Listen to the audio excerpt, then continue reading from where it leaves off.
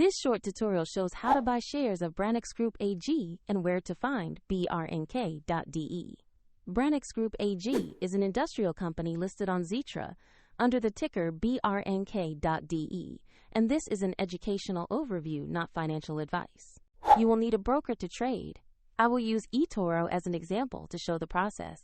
After signing up, you must verify your account, usually with an identity document, and add funds before you can place a trade. Use the platform search bar and type the ticker brnk.de to locate the stock.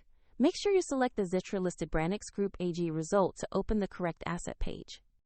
On the asset page, check the company overview and the price chart for basic context and recent movement.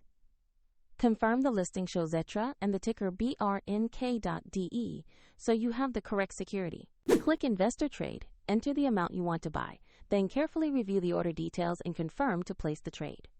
If the market is closed, your order may be queued until it opens, and if you lack sufficient funds, the platform will ask you to add money before final confirmation.